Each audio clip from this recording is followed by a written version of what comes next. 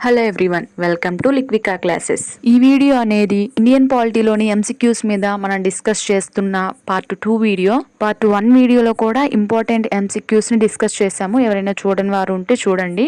ఈ వీడియోలో మనం ఇండియన్ పాలిటీలోని మరికొన్ని ఇంపార్టెంట్ ఎంసీక్యూస్ ని కాన్సెప్ట్ అండ్ ఎక్స్ప్లెనేషన్ తో సహా నేర్చుకుందాం. సో వీడియోని పూర్తిగా స్కిప్ చేయకుండా చూడండి, అప్పుడే కాన్సెప్ట్ అనేది బాగా అర్థమవుతుంది.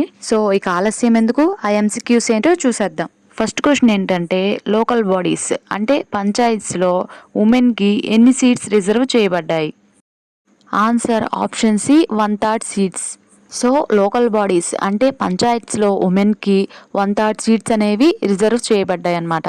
అయితే 1992లో చేసిన 73rd కాన్స్టిట్యూషనల్ అమెండ్మెంట్ యాక్ట్ ద్వారా పంచాయతీలకు రాజ్యాంగ హోదా ఇచ్చారు, అంటే కాన్స్టిట్యూషనల్ స్టేటస్ ఇచ్చారు. అయితే ఈ చట్టం ప్రకారం మొత్తం సీట్లలో కనీసం 1/3 వంతు అంటే 33% మహిళలకు రిజర్వేషన్ తప్పనిసరి ఉండాలన్నమాట.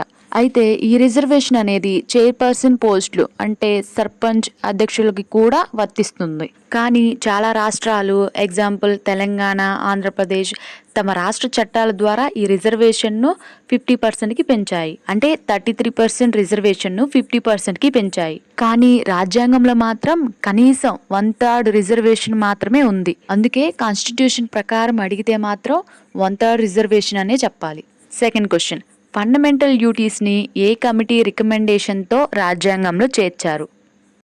Answer option C Swaran Singh committee. Original constitution అంటే 1950లో ఫండమెంటల్ డ్యూటీస్ అనేవి లేవు. అయితే స్వరణ్ సింగ్ కమిటీ చేసిన సిఫార్సుల మేరకు 1976లో చేసిన 42nd కాన్స్టిట్యూషనల్ అమెండ్మెంట్ యాక్ట్ ద్వారా ఈ ఫండమెంటల్ డ్యూటీస్ అనేవి కాన్స్టిట్యూషన్లో చేర్చబడ్డాయి. ఈ ఫండమెంటల్ డ్యూటీస్ను భారత రాజ్యాంగంలోని పార్ట్ 4A ఆర్టికల్ 51Aలో చేర్చారు. మొదట ఈ ఫండమెంటల్ డ్యూటీస్ అనేవి 10 ఉండేవి. కానీ తరువాత 2002లో చేసిన 86వ కాన్స్టిట్యూషనల్ అమెండ్మెంట్ యాక్ట్ ద్వారా 11వ డ్యూటీని యాడ్ చేశారు. ఆ 11th డ్యూటీ ఏంటంటే 6 నుంచి 14 సంవత్సరాల పిల్లలకు విద్య కల్పించడం తల్లిదండ్రుల బాధ్యత. సో దీన్ని ఆర్టికల్ 51Aలో 11th ఫండమెంటల్ డ్యూటీగా చేర్చారు. ఈ 11 ఫండమెంటల్ డ్యూటీస్ అనేవి చాలా ఇంపార్టెంట్, ఎందుకంటే ఎగ్జామ్స్లో రిపీటెడ్గా అడుగుతుంటారు. అందుకే ఈ 11 డ్యూటీస్ అనేవి మనకి నోటెడ్ అయి ఉంటే మంచిది. థర్డ్ క్వశ్చన్ చూద్దాము. భారత రాజ్యాంగం ప్రకారం ఎడ్యుకేషన్ ఏ లిస్టులో ఉంది?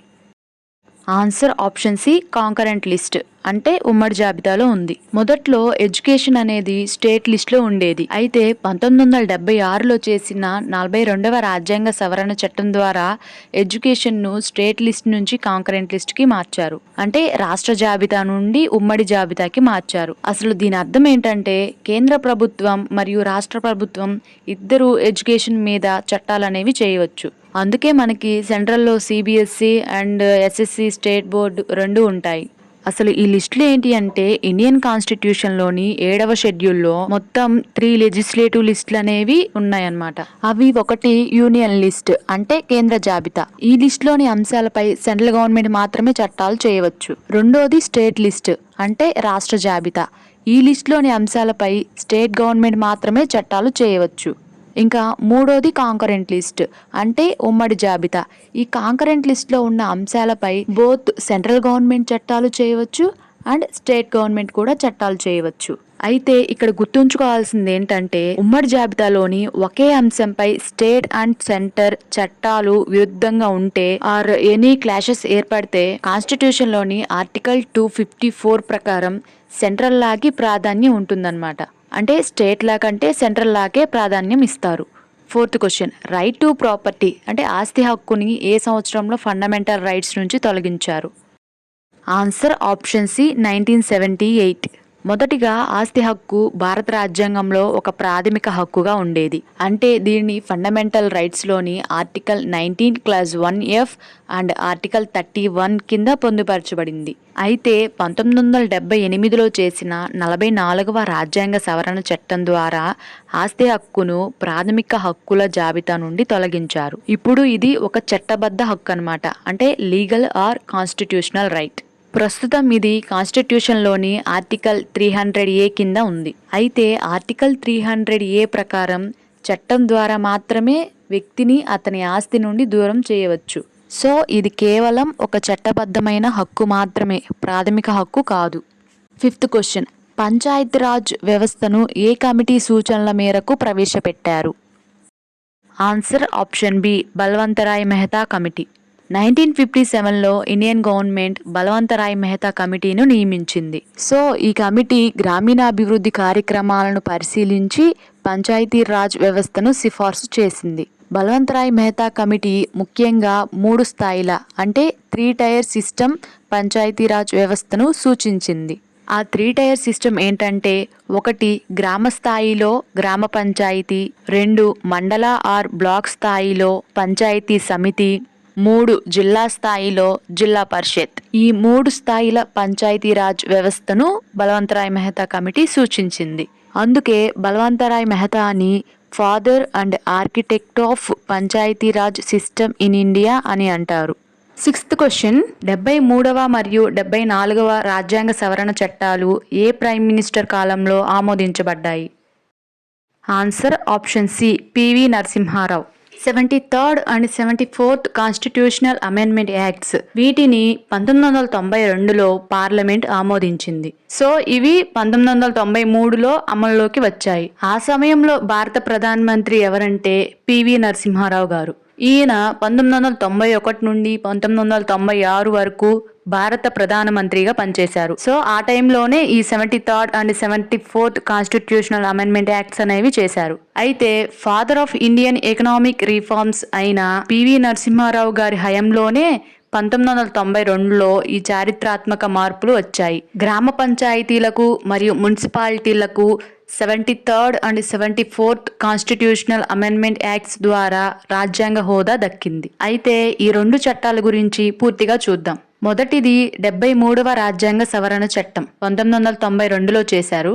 ఈ యాక్ట్ ద్వారా పంచాయతీరాజ్ ఇన్స్టిట్యూషన్స్ ఏర్పడ్డాయి అండ్ ఏప్రిల్ 24th 1993లో అమల్లోకి వచ్చాయి. సో ఈ అమెండ్మెంట్ యాక్ట్ ద్వారా పంచాయతీరాజ్ ఇన్స్టిట్యూషన్స్ కి రాజ్యాంగ హోదా దక్కింది.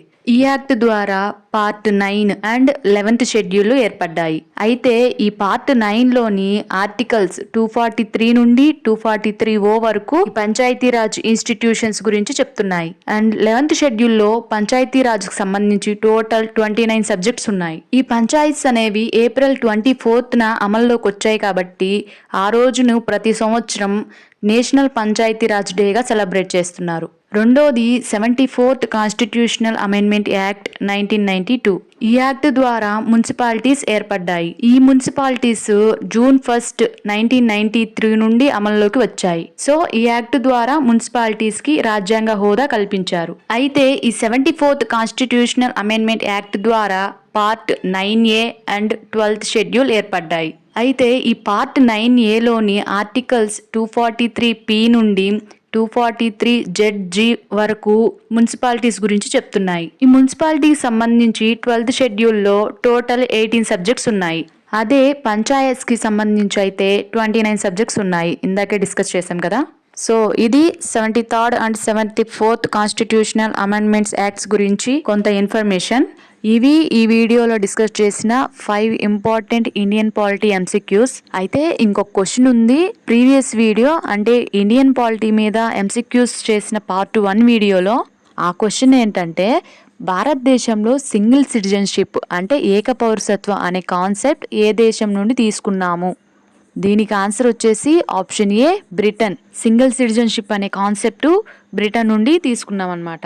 అయితే భారతదేశంలో సింగిల్ సిటిజన్షిప్ అంటే ఏక పౌరసత్వం విధానం అమల్లో ఉంది. అంటే దేశంలో ప్రతి వ్యక్తికి కేవలం ఒకే జాతీయ పౌరసత్వం ఉంటుందన్నమాట. సో భారత రాజ్యాంగం ఈ విధానాన్ని బ్రిటిష్ మోడల్ నుండి స్వీకరించింది. అదే యుఎస్ఏలో అయితే డ్యూయల్ సిటిజన్షిప్ ఉంటుంది. అంటే 2 పౌరసత్వాలు ఉంటాయి. అందులో ఒకటి స్టేట్ సిటిజన్షిప్, రెండోది నేషనల్ సిటిజన్షిప్. ఇలా యుఎస్ఏలో 2 సిటిజన్షిప్లు ఉంటాయి. కానీ మన ఇండియాలో మాత్రం బ్రిటిష్ మోడల్ని ఫాలో అవుతూ అందరికీ ఒకే ఒక పౌరసత్వం ఉంటుంది. సో మనం ఏ రాష్ట్రంలో ఉన్నా సరే మనం కేవలం సిటిజన్స్ ఆఫ్ ఇండియా మాత్రమే. ఇది దేశం యొక్క యూనిటీని పెంచుతుంది. మీకు ఒక క్వశ్చన్. ప్రెసిడెంట్ మరియు వైస్ ప్రెసిడెంట్ ఇద్దరు అందుబాటులో లేనప్పుడు రాష్ట్రపతి బాధ్యతలు ఎవరు నిర్వహిస్తారు? ఆప్షన్స్: ఏ ప్రైమ్ మినిస్టరా, బి స్పీకర్ ఆఫ్ లోక్సభనా, సి చీఫ్ జస్టిస్ ఆఫ్ ఇండియానా, డి అటార్నీ జనరలా? ఈ క్వశ్చన్కి ఆన్సర్ కామెంట్ చేయండి. సో ఇదండి ఇండియన్ పాలిటీలోని కొన్ని ఇంపార్టెంట్ ఎంసీక్యూస్ మీద చేసిన పార్ట్ 2 వీడియో. ఈ క్లాస్ మీకు యూస్ఫుల్ అయింది అనుకుంటే please like, share and subscribe చేసుకోండి. Thank you.